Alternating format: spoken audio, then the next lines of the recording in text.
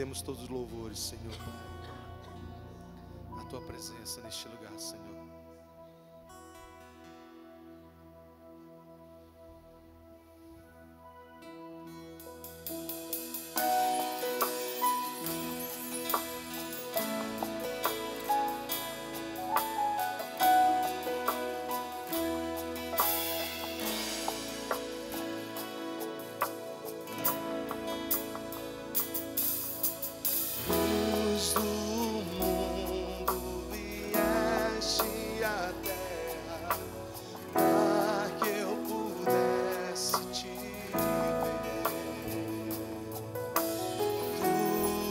Beleza me leva a adorar-te. Quero contigo viver.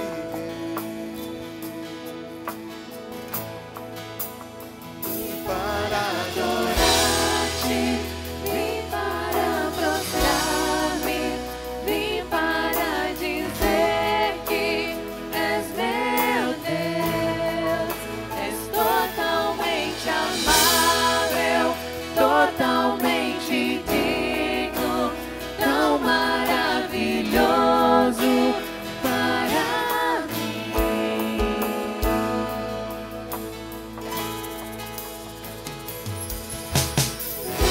Eterno Rei, exaltado nas alturas, glorioso nos céus, humilde vieste à terra que criaste, por amor pobre se fez.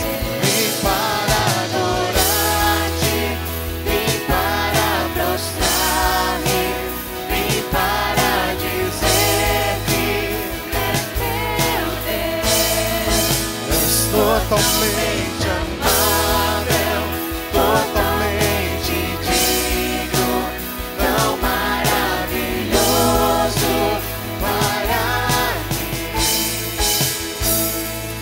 eu nunca saberei o preço dos meus pecados lá na cruz.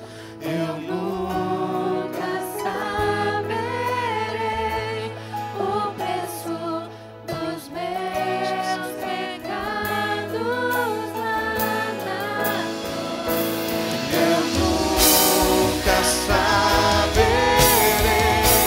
o preço dos meus pecados lá na cruz. Eu nunca saberei o preço dos meus pecados lá na cruz. Vim para adorar-te, vim para prostrar-me, vim para dizer que Ele é o nosso Deus, és totalmente Totalmente amável, totalmente digno, tão maravilhoso para mim. Vim para adorar-te, vim para prostrar-me, eu vim para dizer que, Senhor, Tu és meu Deus, és totalmente amável, e totalmente digno tão maravilhoso para mim.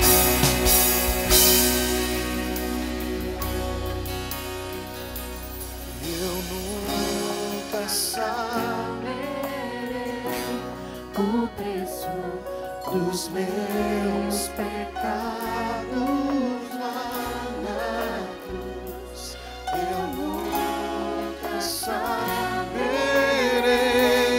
o preço dos meus pecados lá na cruz.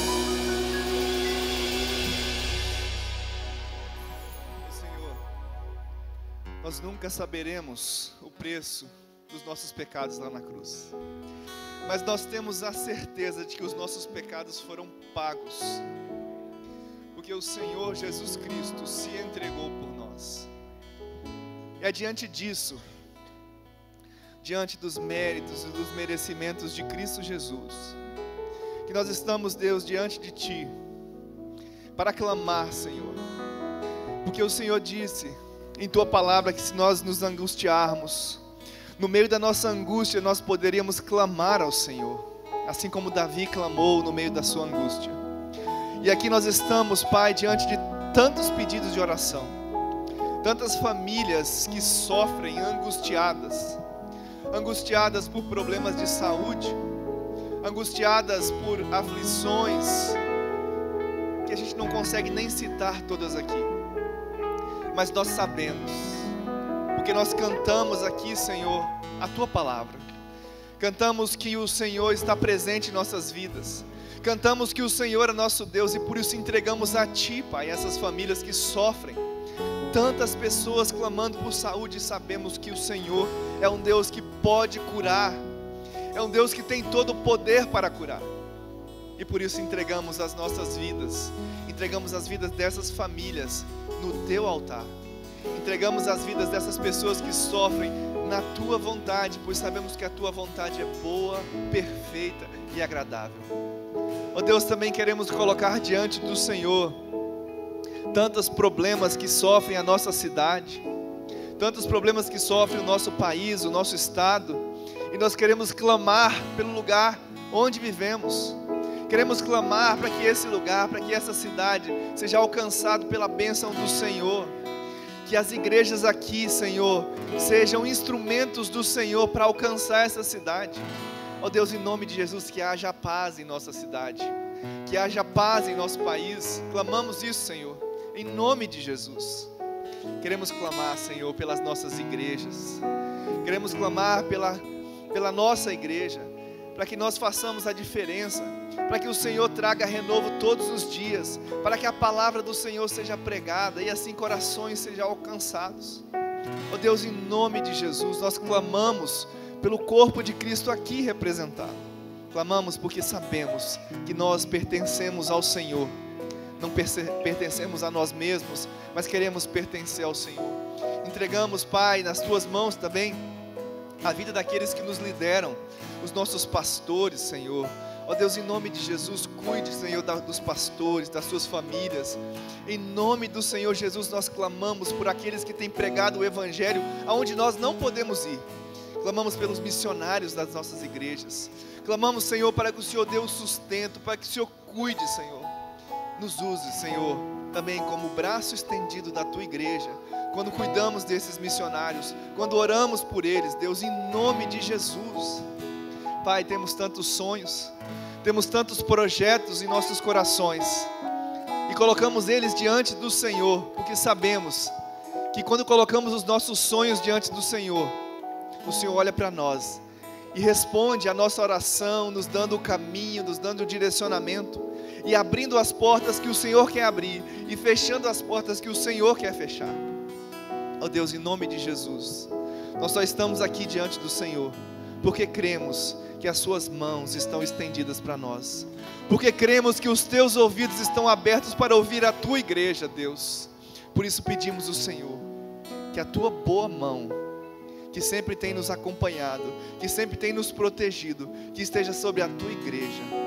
Ó Senhor, em nome de Jesus, clamamos a Tua bênção, clamamos a Tua unção, clamamos o Teu avivamento sobre essa igreja, sobre essa cidade, Deus, em nome do Senhor Jesus. Nós oramos, crentes que o Senhor está conosco. Nós oramos sabendo que Jesus Cristo pagou o preço, um preço que nós nunca poderemos contar, um preço que nós nunca poderemos saber, mas sabemos que esse preço foi pago, e é no nome de Jesus Cristo que nós oramos. Amém, Senhor. Os irmãos podem assentar.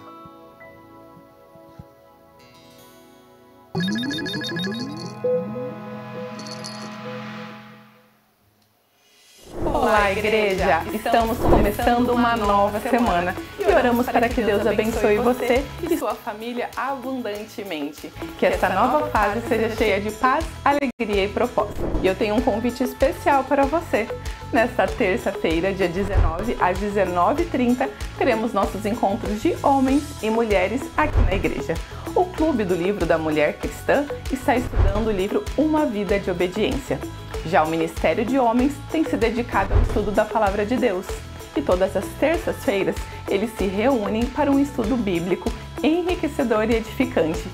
Homens e mulheres, participem desse momento de comunhão e crescimento espiritual. Estamos em tempo de missões nacionais. Este é um momento que trabalhamos, oramos e mobilizamos a igreja para fazer missões. O tema deste ano é Jesus Transforma. Assista comigo o vídeo do pastor Fernando Brandão, diretor executivo de Missões Nacionais, e vamos entender um pouco mais sobre o assunto.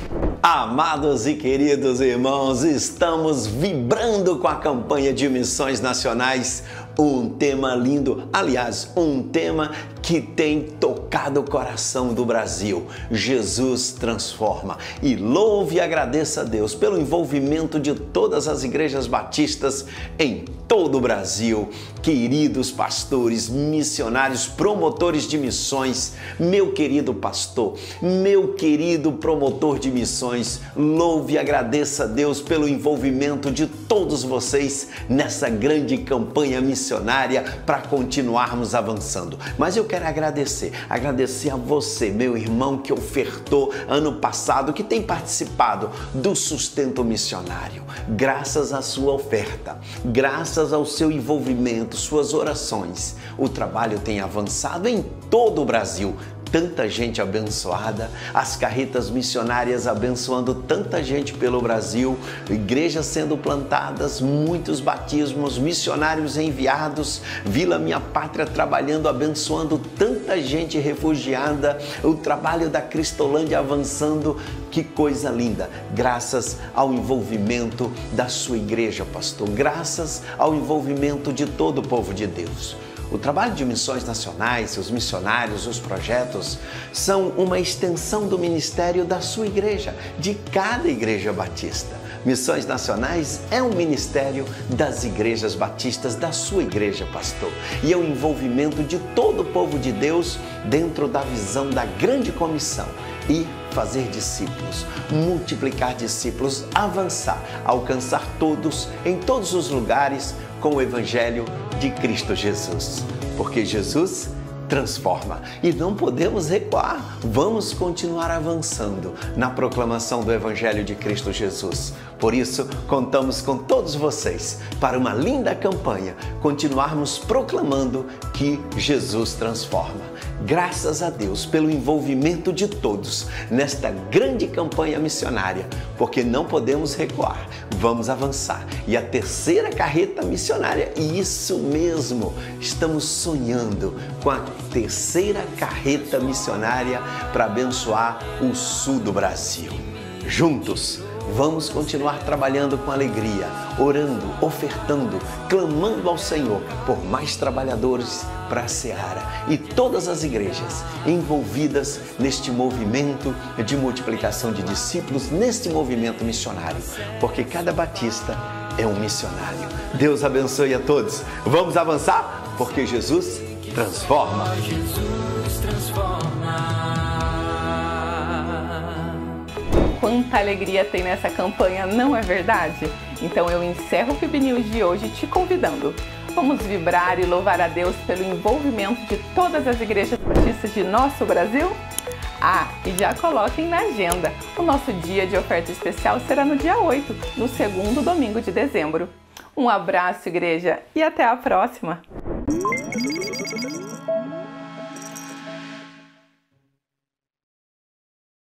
Malaquias capítulo 3, verso 10 nos diz assim: tragam o dízimo todo ao depósito do templo, para que haja alimento em minha casa. Ponham-me à prova, diz o Senhor dos Exércitos, e vejam se não vou abrir as comportas dos céus e derramar sobre vocês tantas bênçãos que nem terão onde guardá-las. Amém? Queridos, vocês conseguem compreender a provisão do Senhor em suas vidas? Vocês conseguem enxergar a provisão do Senhor em suas vidas? Ou mais, vocês dependem da provisão do Senhor em suas vidas? São questões, amados, que mexem muitas vezes com os nossos corações. E às vezes compartilhando mensagens ou conversas, experiências com alguns irmãos, e ver a provisão bendita do Senhor na vida deles, o sustento, a graça dispensada, as necessidades supridas, é algo maravilhoso para o nosso ser. E aqui o Senhor Jesus está nos ensinando a trazer sim o dízimo à casa, ao templo, à sua casa, para que haja mantimento e o sustento da obra. Mas Deus também nos chama a provar dele, a ter essa experiência com ele, de sentir a provisão e as suas necessidades supridas pelo Senhor. Amados, muitas vezes vivemos tempos em nossas vidas que falamos muitas vezes erroneamente, né? Agora só o Senhor. Sendo que em todo o tempo, todos os momentos de nossa vida, precisamos compreender que tudo é só o Senhor na nossa vida. Seja na tempestade, seja na bonança, seja no muito, seja no pouco, seja na escassez, seja na fartura. Tudo é abençoado pelo Senhor, o nosso Deus. E nada foge ao controle de suas mãos. Amém?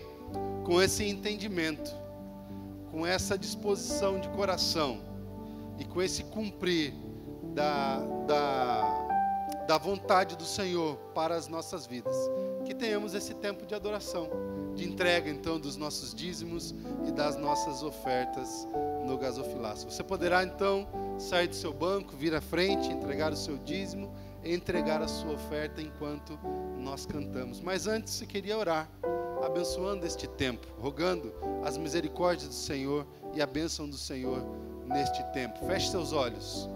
Senhor nosso Deus e Pai, obrigado a Deus porque o Senhor tem suprido todas as nossas necessidades. O Senhor tem dado, ó Deus, mais do que precisamos, e isso é dádiva, é bênção do Senhor para as nossas vidas. Queremos te agradecer porque o Senhor provê, ó Pai, tudo ao nosso sustento. O Senhor, ó Deus, provê tudo para as nossas necessidades. E aqui, ó Pai, somos gratos, felizes e alegres porque o Senhor tem o controle de todas as coisas em suas mãos. E a Ti, ó Pai, queremos render graças, queremos Te adorar com nossos dízimos e com as nossas ofertas. Pai, receba, aceite, pois fazemos assim, ó Deus, gratos, com corações alegres, e no nome santo e precioso de Jesus. Amém e amém.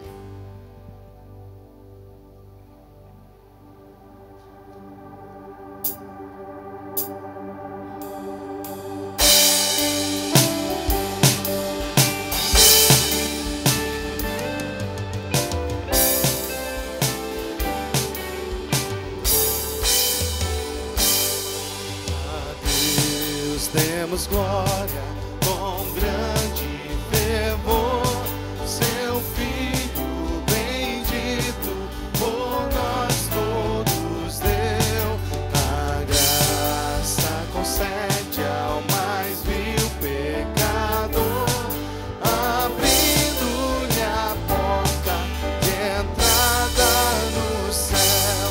Exultai, exultai,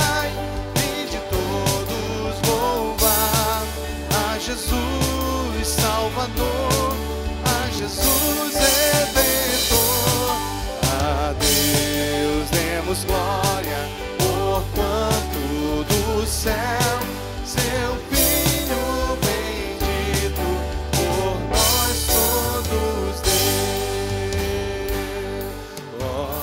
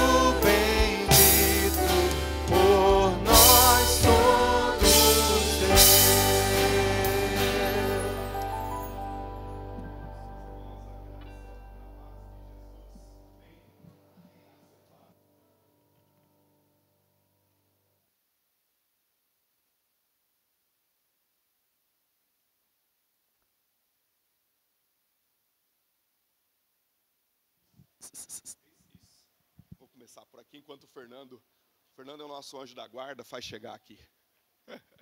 Tá ok? É? Depois que a gente usa a tecnologia, tem uma dificuldade de voltar aqui no bastão, né?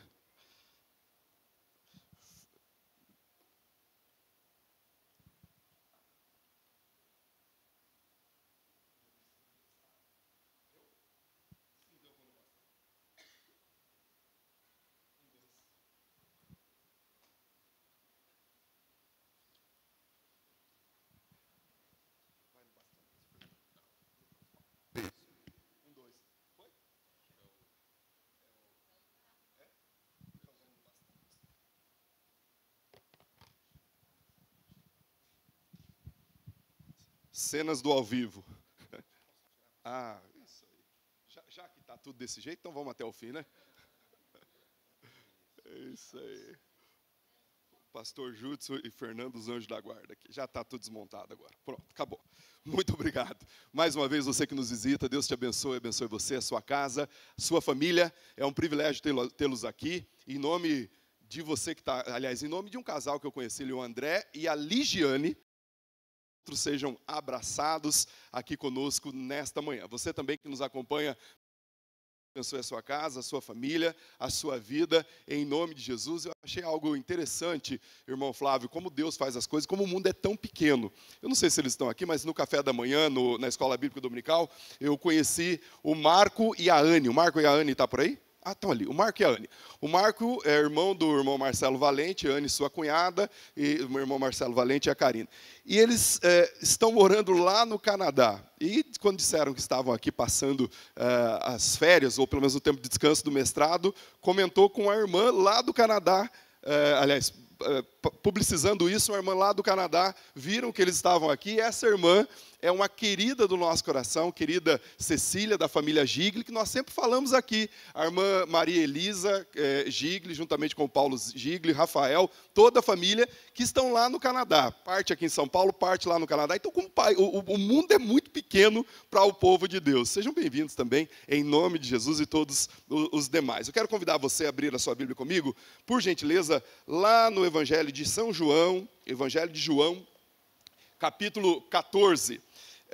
Enquanto você vai abrindo aí, apenas um aviso importante. Nós estamos com um grupo de adolescentes nesse tempo bastante substancial, uma multidão de adolescentes no acampamento dos adolescentes, uma galera bem boa lá, juntamente com uma equipe grande de líderes, e ali eles estão tendo um tempo precioso desde, salvo o melhor juízo, quinta-feira passada, foi isso? Quinta, sexta, sábado e domingo. Os líderes devem estar uma maravilha. Deve ter pelo menos uns 30 líderes lá, que são tudo da minha safra, assim, de 40 para cima. Então, imagine que eles estão bem revigorados. E hoje à noite eles voltam e vão juntos conosco celebrar ao Senhor. Vão conduzir esse culto de celebração. Então, ore por eles, por mais esse último momento que eles têm agora até o horário do almoço. O tema ali é um tema que pode parecer até presunçoso, né? Eu vou morar no céu. Aí você diz, quem é você para dizer isso, ô Rafael? Ou quem sou eu para dizer isso?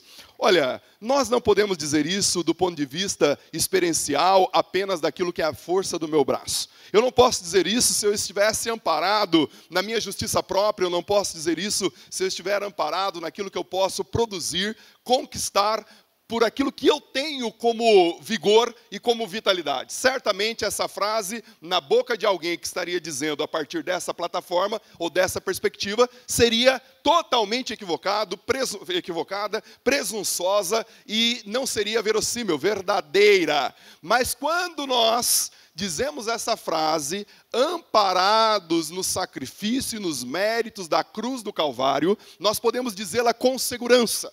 Todos aqueles que foram lavados e redimidos pelo sangue do Cordeiro, isto é, que tiveram uma experiência com Cristo e com o sacrifício crístico, aquilo que Cristo fez por nós, lá na cruz do Calvário, pode dizer peremptoriamente, eu vou morar no céu. e existe uma morada para mim, existe uma habitação para mim. O meu lar não é aqui na terra é apenas um en passant, é uma passagem, mas eu vou morar no céu, estarei com meu Deus de graça eternamente. Domingo passado nós falamos pela manhã sobre os fatos mais chocantes da Bíblia. E dentre esses fatos, nós vimos a realidade e a premência do inferno. Nós vimos o que é o inferno, ou pelo menos alguns caracteres do inferno, como o inferno funciona, para quem o inferno foi preparado e quem vai habitar no inferno. E é uma triste realidade. Nós podemos até não crer. Nós podemos até dizer que lá no dia do juízo final, Deus vai perdoar todo mundo. Alguns dizem que vai perdoar até Satanás e os seus asseclas, os seus anjos, e todo mundo vai morar no céu. Mas bem da verdade, não existe amparo nenhum bíblico para isso.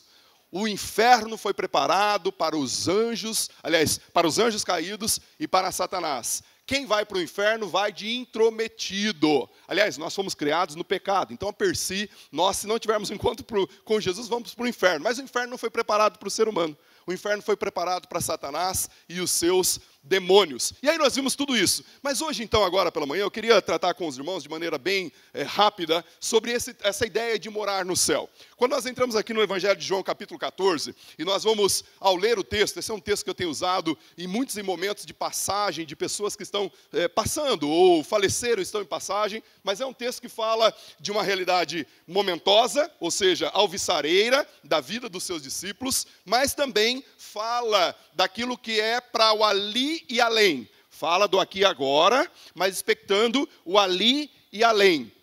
E o texto bíblico vai dizer: não se turbe o vosso coração. Credes em Deus e crede também em mim.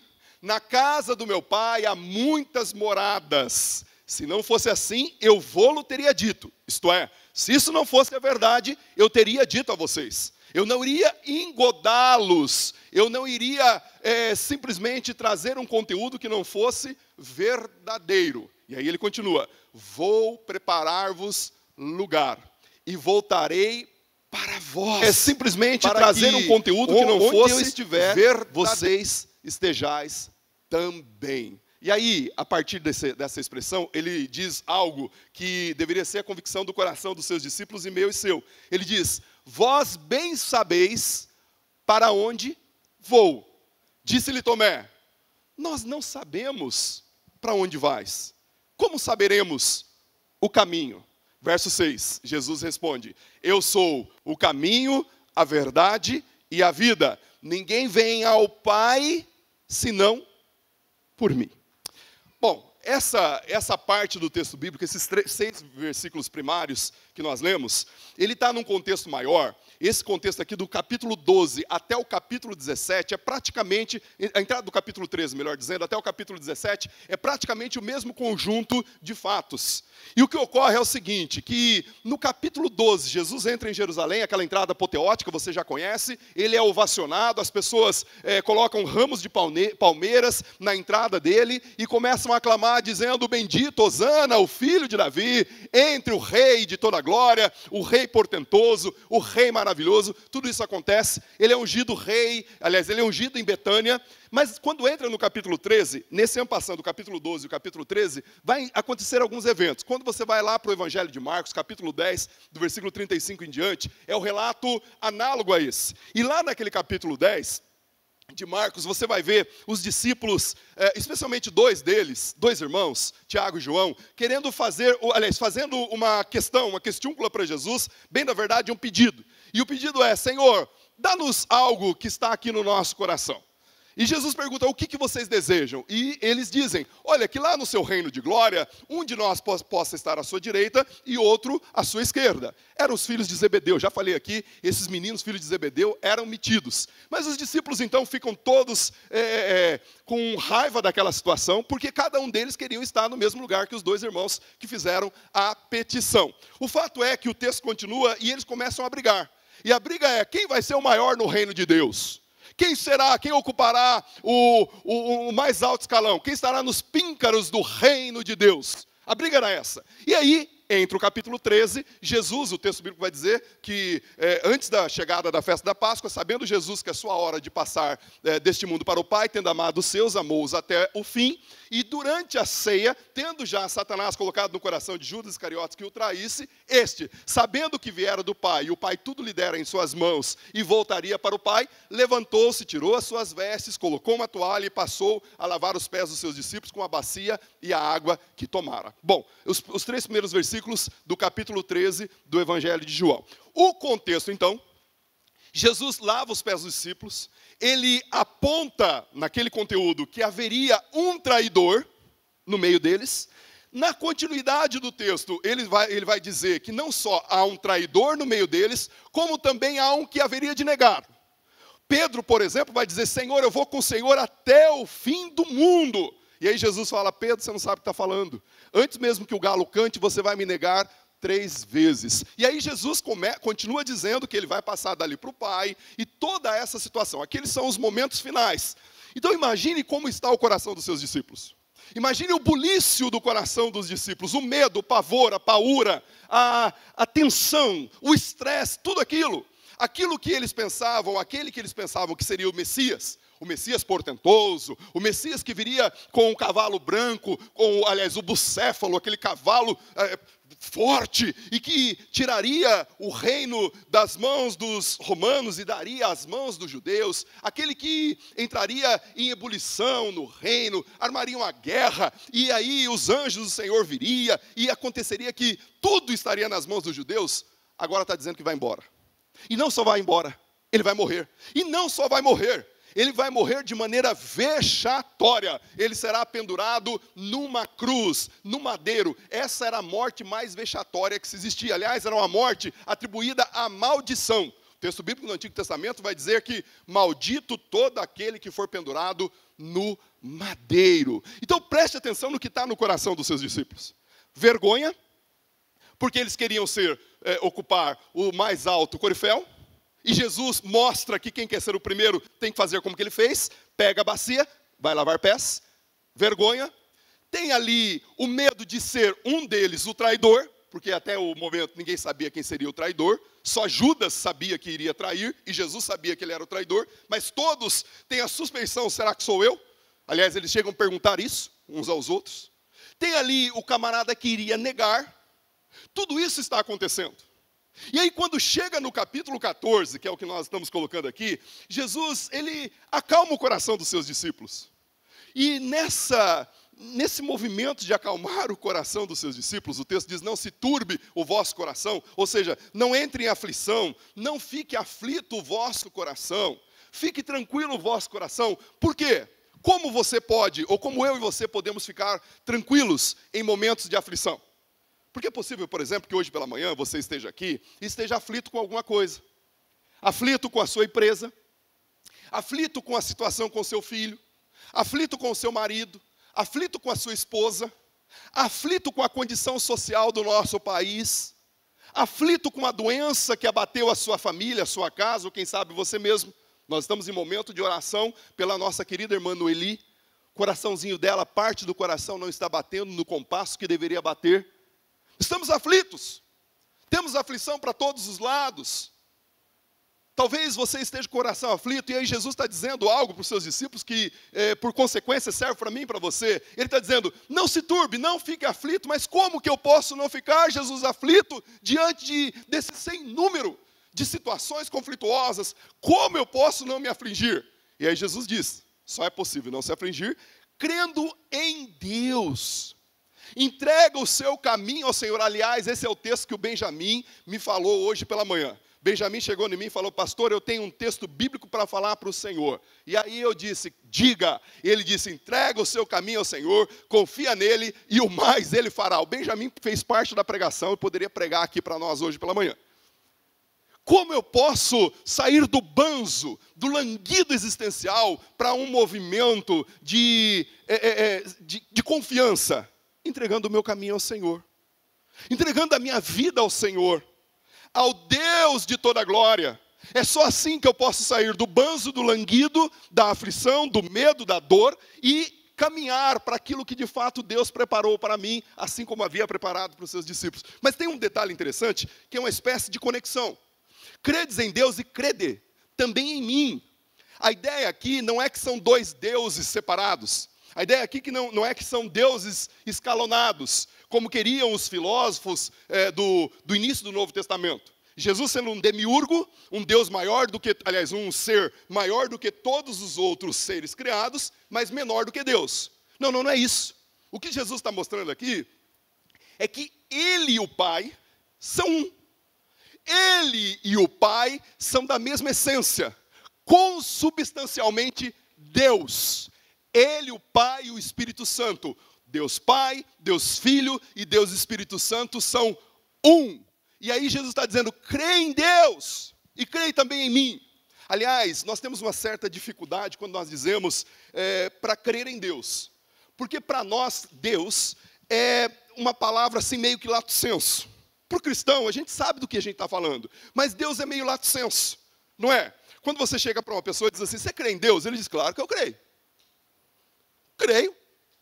Só que eu posso crer no Deus A, B, C, D, E, F. E aí você pode colocar qualquer Deus que você quiser colocar aí no balde. Inclusive Ele mesmo. Porque desde muito tempo atrás, pelo menos 700 anos antes de Cristo, tem-se a ideia que o ser humano é um Deus em si mesmo. É um Deus. E aí nós podemos crer em tantos deuses. E Jesus diz, não, o funil é aqui. Credes também em mim. Creia que eu e o meu Pai podemos trazer descanso, Mateus capítulo 6, versículo 28, trazer descanso para o seu coração, no aqui e agora, mas também no ali e além. Creia que aquilo que está afligindo o seu coração, que quem sabe pode ser uma patologia que há tanto tempo, há tantos anos está aí com você e você não consegue o diagnóstico, não consegue a cura, mas creia que eu posso realizar, transformar, curar, salvar, eu posso. É o que Jesus está dizendo aqui. Credes em Deus e credes também em mim. E aí agora ele vai para a parte que eu gosto. Eu vou morar no céu. Porque ele diz, na casa do meu Pai. Essa tradução da Ara, ela não captura toda a essência da poesia que eu gosto. Sempre a Ara captura boa parte da poesia. Mas aqui no texto, eu gosto mais da tradução, que salvo o melhor juízo é a Revista e Corrigida, que diz, na casa do meu Pai. Há muitos aposentos. A ideia aqui dos aposentos é a ideia de um rei, poderoso, portentoso, no seu palácio real. E no palácio real existem muitos aposentos, muitos quartos inumeráveis, onde o próprio rei habita, tem todas as suas ações naquele palácio, e os seus súditos, e os seus filhos, os seus amados, estão ali. Perceba que os súditos desse rei não estão morando em palafitas, não estão morando em outras casas no império, não, estão juntos com o rei. Na casa do meu Pai há muitas moradas. Se não fosse assim, eu teria dito para vocês. O meu Pai preparou essas moradas antes da fundação do mundo. Deus preparou as moradas para nós antes da fundação do mundo. Eu e você temos um lugar lá. Imagine você, quando entrar no céu, quando dessa terra passar, você entrar e chegar e descobrir que você vai estar no mesmo lugar que o Deus de toda a glória, que é a Trindade. O trono celestial está. Você vai chegar naquela cidade santa e naquele lugar onde há o espaço, onde o Deus de toda a glória está. Se lá no inferno haverá a ausência total da presença manifesta de Deus, lá no céu haverá a presença total de Deus. Olha que coisa linda. E aí a gente fica, né? Esse negócio de morar no céu, pensa num negócio tedioso. Alguns acham que é tedioso, né? Porque ficam com aquela imagem do século XVII, século XVIII, do anjinho barroco. Lembra o anjinho barroco? Numa nuvem, tocando arpinha. Anjo barroco, aquele anjinho... Eu ia falar aquele anjinho angelical, né? Uma redundância terrível. Mas aquele anjinho todo sensívelzinho, lá no céu. E aí eu e você tocando arpinha, aquela coisa toda. Nós vamos ver daqui a pouco aqui, e eu quero ler esse texto com vocês, como as coisas no céu serão muito mais do que isso. muito mais do que tocar arpinha. Lá no céu nós teremos benefícios e alegria e júbilo sem fim. Essa é a ideia. E aí Jesus diz, olha, eu vou preparar-vos lugar. E quando eu for, voltarei para vós e os levarei para mim mesmo. Aí você vai dizer, pastor, meio estranho isso aqui. Ele acabou de dizer que se não houvesse, ele teria dito, mas agora ele está dizendo que vai. O que Jesus está querendo dizer aqui?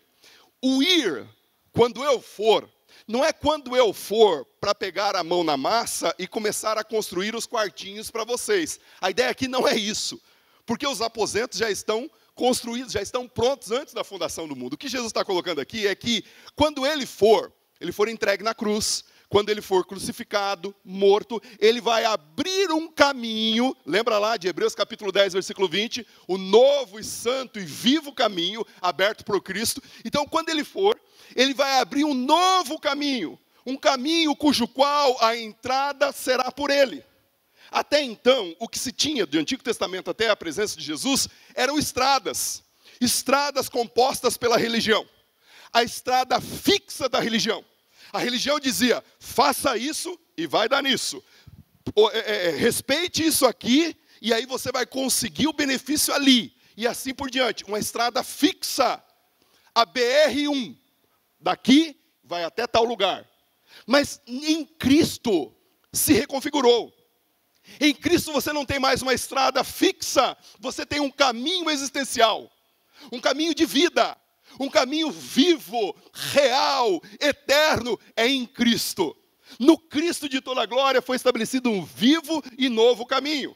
Lá em Mateus capítulo 27, capítulo 26, quando o véu do templo foi rasgado, aquele véu, sim, era um véu físico, porque fazia a separação do lugar santo e o lugar santíssimo, mas era sobretudo um véu espiritual, o corpo, a carne do Cristo. E aí, aquilo que separava eu e você de Deus, foi aberto. E agora nós temos um livre acesso do ponto de vista espiritual, mas nós teremos um livre acesso para caminhar, para chegar, para ir até aquele lugar. É isso que Jesus Cristo veio fazer por nós. Eu vou preparar lugar. O lugar já foi preparado. Jesus Cristo preparou esse lugar há 2000 anos atrás. E é interessante, porque até Cristo, todos que seguiam nesse caminho e chegavam até o céu, chegavam pela fé no Messias, no Cristo que haveria de vir. Se você vê, por exemplo, leia em Hebreus, você vai ver que Abraão foi justificado pela fé. Ele era o pai da fé. Fé em quê? Fé em Deus e fé no Cristo de Deus. Agora, a partir de Cristo, todos que chegam no céu, que vão morar no céu, passam por esse vivo e novo caminho. Aquilo que era sombra no Antigo Testamento, presentificou-se em Cristo. Cristo é o novo, o santo e vivo caminho. Mas aí aparece um gaiatão, porque Jesus diz, olha, vocês sabem o caminho para onde eu vou. E aí o gaiatão, Tomé, que já tinha falado umas baboseiras lá no capítulo 11, ele diz, Senhor, nós não sabemos para onde o Senhor vai. Como nós saberemos o caminho? Preste atenção. Tomé, do ponto de vista arquetípico, o arquétipo, somos eu e você. Bem da verdade, o que Tomé estava querendo aqui era uma teologia meio de causa e efeito. Tomé estava querendo que Jesus estabelecesse de novo a estrada. Jesus estava desconfigurando a estrada da religião, e Tomé quer a estrada. Quando nós estamos afixados na religião, nós queremos estrada. Nós queremos fazer isso, aquilo para dar lá. Mas em Cristo nós não temos mais uma estrada fixa e física. Em Cristo nós temos o caminho. E aqui, meus irmãos, reconfigura tudo. O caminho é feito pelo andar do caminhante e com quem você caminha. Quando você lê, por exemplo, a parábola do bom samaritano, você tem 5 caminhos. Cada um dos caminhantes faz o seu caminho. O caminhante que desce e está descendo de Jerusalém para Jericó, ele está descendo, está fazendo o caminho dele. Quem sabe o caminho do pecado, mas está descendo. É um caminho. Os 2 salteadores que vêm fazem o caminho da morte. O caminho da desvalia. Depois você vem um pastor, que é o sacerdote, e um levita, que é o ministro de música, pastor também da igreja. Faz outro caminho. Depois você tem o caminho do samaritano, que fez daquela estrada um caminho de vida. Preste atenção, que o caminho é feito pelo andar do caminhante. E esse caminho aqui que nós estamos dizendo é um caminho que foi aberto pelo Cristo, o Deus vivo. É o que Pedro vai dizer em Mateus capítulo 16. Tu és o Cristo, filho do Deus vivo. Ser filho do Deus vivo é quem abre o caminho para mim e para você.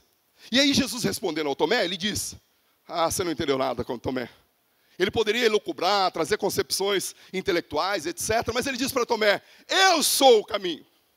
E aqui não é 3 composições, caminho, verdade e vida. Não, não. Eu sou o caminho que conduz à verdade axiomática, à verdade absoluta, à verdade real. E que leva à vida eterna, a vida para a vida. Uma vida que não é bios, uma vida que não é psique, uma vida que é zoe. Zoe, vida eterna, vida em abundância, vida real, vida completa. É isso que Jesus está dizendo para nós. Eu sou o caminho, singular. Não é um caminho. Não é uma maneira de chegar lá. Todos os caminhos levam lá, diz a filosofia atual. Todos os caminhos levam a Deus. Só que não. Só que não. Você pode até gostar da ideia, porque aí você tem discurso para todo mundo. Mas o texto bíblico vai dizer que não é assim. Existe um caminho, Jesus Cristo de Nazaré, que é a verdade. Preste atenção aqui, que coisa interessante. Existem 3 palavras para trazer a concepção de verdade. Lá nessa época de Jesus, a primeira palavra era a palavra aletheia, ou eletheia. As duas escritas chegam no mesmo lugar. Eletheia. A segunda era veritas, que era do latim, uma grega e uma latina. A terceira era a emuná. Emuná é uma expressão hebraica. 3 palavras, 3 conceitos falando da mesma coisa. A primeira, do grego, a aletheia, traz a ideia de um sufixo de separação. No início, a, contra, ou não. Letheia significa oculto. A verdade para os gregos era quando eu conseguia tirar de algo, de alguém, ou de um objeto, tirar o ocultismo. Aquilo que estava oculto. Eu tiro o oculto e encontro a verdade. É por isso que a verdade para o grego é mais fenomenológica. Eu vou tirando a lama do caminho e vou enxergando o fato, o fenômeno de fato. Aletheia. Essa é a ideia do grego. A ideia do latim, que é o que nós usamos por herança aqui no ocidente da terra, é a ideia da verdade como sendo mensurável. É por isso que nós falamos o verossímil, veredito, aquilo que eu mensuro, aquilo que eu posso contradizer. Eu trago aqui um simulacro e eu trago o verossímil, o real. E aí nós temos essa ideia, daqui nós compomos a mentira. Aquilo que não é verídico é mentiroso. Mas o emuná, que é o termo hebraico, é muito interessante, porque o emuná ele não tem essa ideia. O emuná traz uma ideia de uma verdade a partir de um pacto. É o pacto feito entre 2 amigos, no nosso caso, entre Deus e o ser humano, nunca entre o ser humano e Deus, mas entre Deus e o ser humano. E esse pacto, a rigor, ele é saudado. Por isso eu posso confiar. Então a verdade para o texto bíblico é a verdade estabelecida a partir de um pacto real, um pacto absoluto, um pacto verdadeiro, um pacto que me leva àquele que estabeleceu comigo uma verdade. E a verdade é, Ele vai me levar para morar no céu. Na casa do meu pai há muitas moradas. E Rafael, eu prometi, eu pactuei, que se você vivesse, se você entregasse o seu coração, fosse lavado e redimido pelo sangue do Cordeiro, lá no céu você estaria. É por isso que eu posso dizer, e você também, eu vou morar no céu. Caminho, verdade e vida. Não há outro caminho. Não há outro mediador. Não há. O único caminho, a única verdade, século 21, é composto pela a modernidade líquida, já diria Jürgen Bauman, essa modernidade onde o amor é líquido, a verdade é líquida, as coisas a pós-modernidade, modernidade tardia, os teóricos falam, cada dia muda o termo. Nessa pós-modernidade, eu faço a minha verdade. A verdade é a partir do eu. Mas a Bíblia Sagrada vai dizer que a verdade é una, é única. A verdade é Jesus Cristo, o nosso Senhor. O caminho é um. E a vida, zoe, porque eu posso ter vida biológica e viver 70, 100, 110 anos biologicamente, até muito bem saudável. Às vezes eu vejo na internet, o pastor Antônio Alberto ficou bravo comigo a semana passada, que eu contei a história do velhinho, recitando o Salmo 23, todo cheio de ruga, todo depauperado, só que o velhinho tinha 70 anos. E o pastor Antônio Alberto está com 72. Agora eu vou mudar. Esse velhinho que eu vou falar, 100 anos, 90 anos, correndo maratona, meu irmão. Puxando peso. Vida biológica. É possível conservar. Mas a vida zoe não se conserva fazendo exercício físico, tendo boa alimentação. A vida zoe, a vida psíquica, emocional, eu posso conservar me livrando dos percalços da vida. Mas a vida zoe, só há um que pode conservá-la, é Jesus, o nosso Senhor. É por isso que eu vou morar no céu. Porque Ele fez uma obra de alevantamento do Rafael. Ele alevantou. Percebe? Não é levantar. Levantar é uma ação particular, per si. Alevantar é uma ação de um outro. Que me pegou, me resgatou, lá no negrume do pecado. Ele me pegou lá no montouro, me resgatou e disse, você vai morar no céu comigo. No céu de graça. Agora eu quero ler, e ler mesmo, tá? Eu não vou continuar, porque o meu tempo aqui já está acabando. Eu quero ler, nessa tradução, chama a tradução A Mensagem. Essa tradução foi feita pelo Eugene Peterson, um pastor.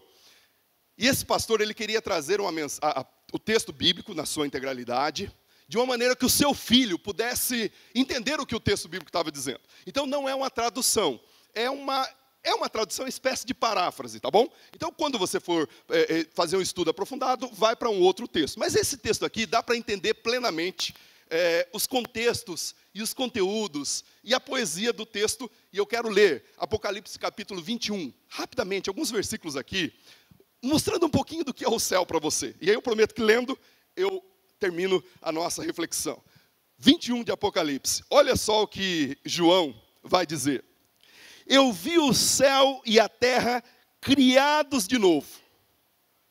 O 21 da sua Bíblia vai dizer, eu vi novos céus e nova terra. Aqui ele está dizendo, eu vi o céu e a terra criados de novo. O primeiro céu se foi, a primeira terra se foi, o mar já não existe. Aqui nós não sabemos a ideia se é apenas uma ideia pitoresca de a não existência do mar, por conta dos conteúdos do livro do Apocalipse, ou se a ideia de não existir o mar lá no céu, a nova terra e o novos céus, é porque o mar faz sempre separação entre os povos. É aquilo que separa os povos. E lá no céu não haverá separação. Não haverá cor, não haverá raça, não haverá línguas de separação. Lá no céu, nós vamos nos reconhecer. Não reconhecer afetivamente, assim, tipo, eu sou marido da Vanessa e lá eu vou ficar enamorado da Vanessa eternamente. Não é isso. Mas nós vamos, o texto bíblico vai dizer lá em Tessalonicenses, que nós vamos ter essa aproximação lá no céu. Ok? Então, o texto bíblico está dizendo que o mar já não existe. Por quê? Porque não haverá separação. Continuando. Vi a Jerusalém santa, criada de novo, descendo resplandecente do céu, preparada para Deus como a noiva para o seu marido. Ouvi uma voz como a de trovão, vinda do trono. E o texto diz, 2 pontos. Olhem, Deus está mudando, Deus está de mudança. Ele vai morar entre os homens e as mulheres. Eles são o seu povo, Ele é o Deus deles. Ele vai enxugar toda lágrima dos olhos deles. A morte se foi de vez. E também se foram as lágrimas, o choro e a dor. A primeira ordem das coisas já não existem mais. Aquele que está entronizado continuou. Olhem, façam tudo, faço tudo de novo. Escreva todas essas coisas, palavras confiáveis e precisas. Aí ele diz, versos 6 e 8. Então disse ele, está feito, eu sou A e Z, na sua tradução, alfa e ômega. Eu sou o princípio e o fim, da fonte da água da vida darei aos sedentos. Os vencedores vão herdar tudo, e eu serei Deus para eles, e eles serão meus filhos e filhas. Mas para os demais, os indiferentes, os descrentes, os degenerados, os assassinos, os comerciantes de sexo, os feiticeiros, os idólatras e a todos os mentirosos, há o lago de fogo e enxofre, que é a segunda morte. Até o versículo 8. Olha só. Deus mostrando, e eu gosto que ele diz, Deus mudou de casa. Havia uma separação, uma distância, mas agora Deus está no meio. Lembra lá do grande palácio, numa cidade santa? E o texto bíblico vai dizer que essa cidade, ela é de proporções gigantes. Na tradução do Eugene Peterson, vai dizer que é semelhante a um cubo. 12 mil estádios de largura, de comprimento, largura e altura. 12 mil estádios, significa mais ou menos 2.500 quilômetros. Daqui a cidade de Marabá, não sei se o Marcão está aqui, é mais ou menos a distância dessa cidade. Quadrada, tá ok? Comprimento, largura e altura. Quem já foi lá na Torre Eiffel, subiu lá no último espaço dela, 350 metros. O prédio mais alto do mundo, 860 metros. Essa cidade dá pelo menos 3 prédios mais altos do mundo de altura.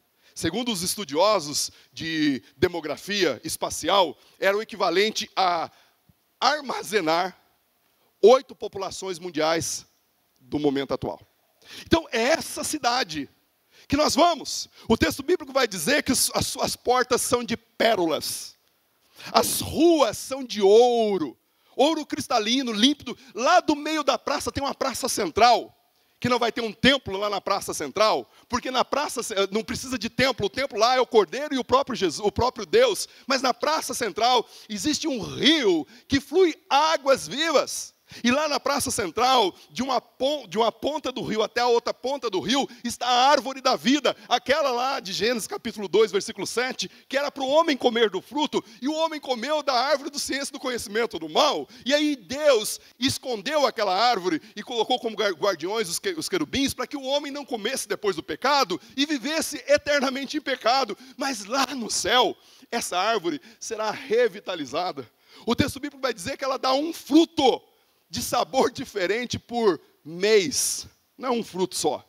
É o fruto para alimentar todos que ali estão. Olha só que coisa linda. O texto bíblico vai dizer que os fundamentos dessa cidade são de pedras preciosas.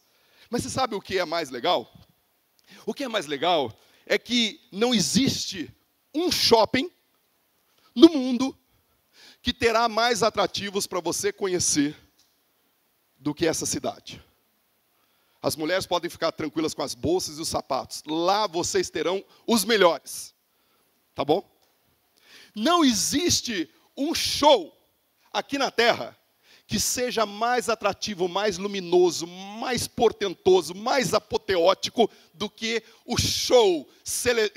Talvez a palavra show, para aplicar para isso, não seja a melhor, mas por falta de um semantismo melhor. O show que nós veremos lá. E que nós participaremos diuturnamente, nada, nenhum produtor musical pode comparar. As riquezas que nós teremos lá, nada. Aqueles cordões de rubi, diamante, tão cobiçados aqui, lá você vai pisar neles. O ouro que você carrega aí na sua gargantilha, eu sei que tem umas irmãzinhas que está cheio de ouro.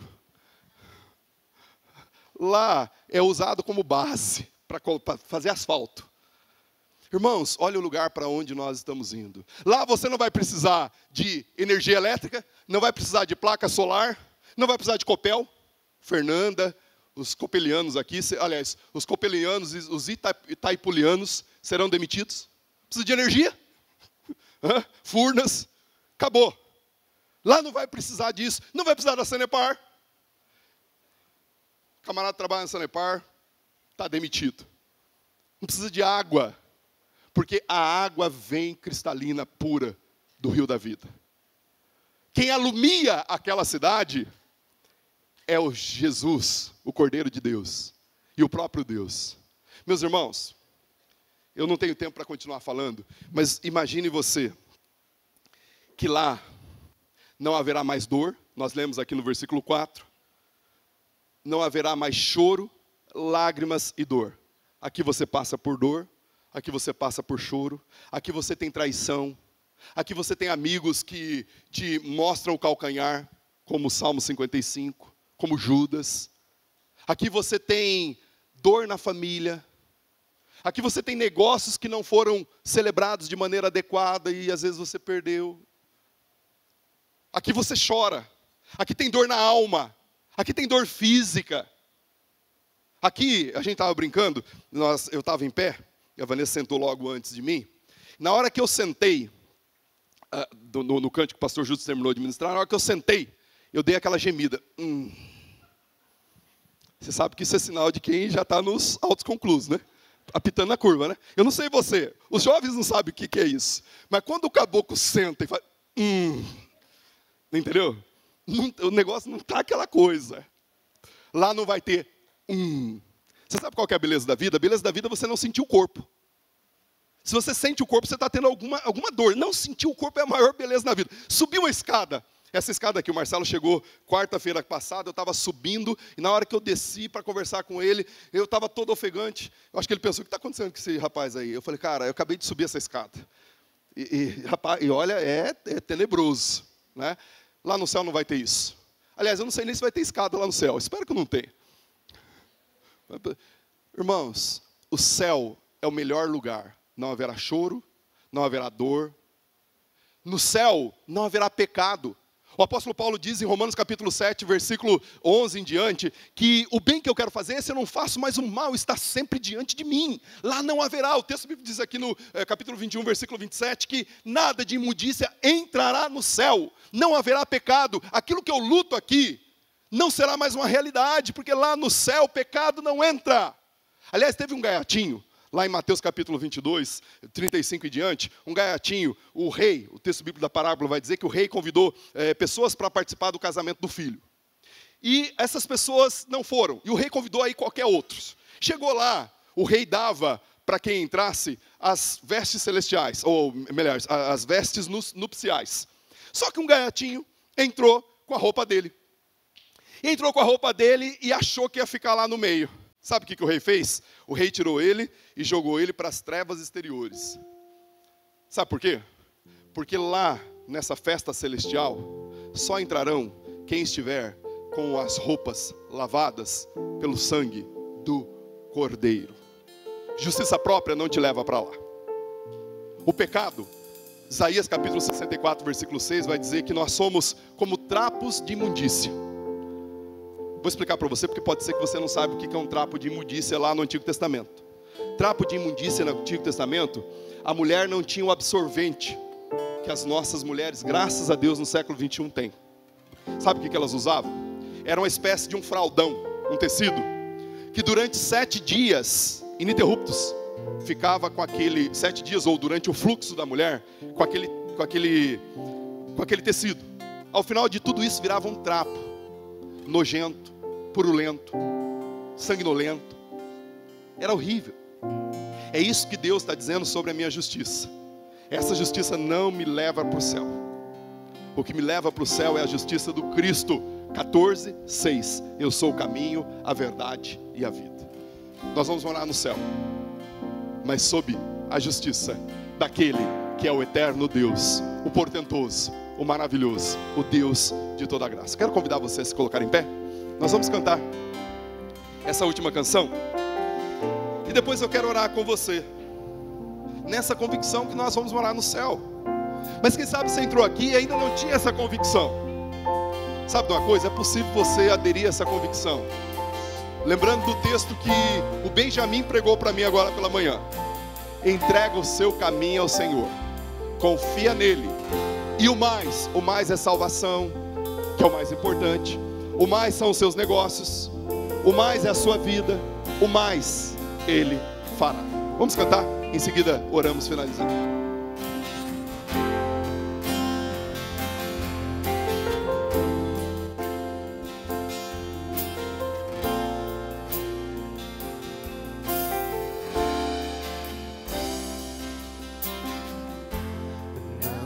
subjugue o vosso coração, crede em Deus e também em mim. Na casa de meu Pai há muitas moradas. Se não fosse assim, eu não teria dito: vou preparar-vos um lugar.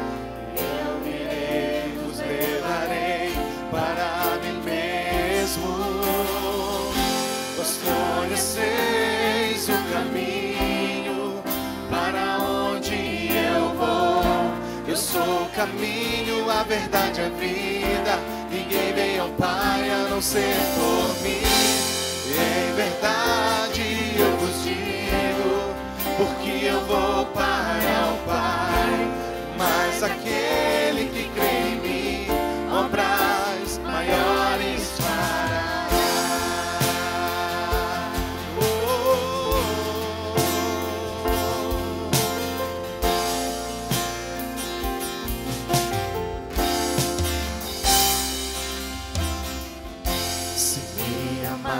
Verdadeiramente guardarei os meus mandamentos. Eu rogarei ao Pai, Ele vos dará o Consolador, o Espírito da verdade, que o mundo não pode receber, mas Ele habita em vós e estará em vós para sempre. Aquele que tem os meus mandamentos e os guarda, este é o que me ama. E se alguém me amar, será amado do meu Pai. Eu também o amarei e me manifestarei a Ele.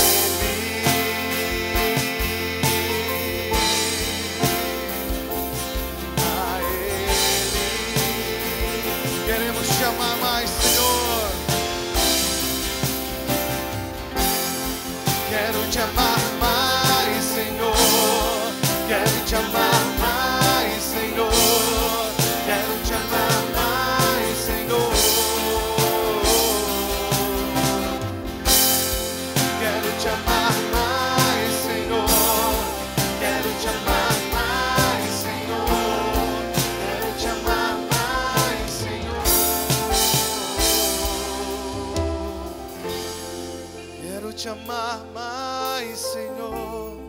Quero te amar mais, Senhor. Quero te amar mais, Senhor. Pai Santo, nós queremos te amar mais e mais. Senhor Pai, nós queremos viver aqui parte daquilo que nós viveremos no reino celestial. Queremos, ó Pai, viver o que o Senhor já preparou para nós aqui na terra, expectando aquilo de maior excelência que nos espera aí no céu. Pai, eu sei que, de fato, o Senhor tem o melhor para nós. E Pai, como ouvimos aqui, há um lugar preparadinho para cada um de nós. Há uma vida eterna que nós passaremos no céu. Pai, se porventura tenhamos no nosso meio alguém que ainda não tem essa convicção, fala esse coração, ministra esse coração, de modo que esse coração possa entender que é muito melhor habitar e estar na Tua presença do que em qualquer outra parte mil. Pai, em nome de Jesus, salva, purifica e mostra o caminho para cada um. É no nome de Cristo que nós oramos. Nos abençoe a todos, nos leve em paz, nos leve na graça, na bondade de Jesus, e que o grande amor do nosso Deus e Pai, a incomensurável graça de Jesus Cristo, o Filho, as doces e santas consolações do Espírito Santo esteja sobre cada um de nós, hoje e sempre, em nome de Jesus. Amém e amém. Deus te abençoe, Deus te guarde. Não saia sem dar um aperto de mão e um abraço do seu irmão. E vamos morar no céu. Deus te abençoe. Quero te amar mais, Senhor. Quero te amar mais, Senhor.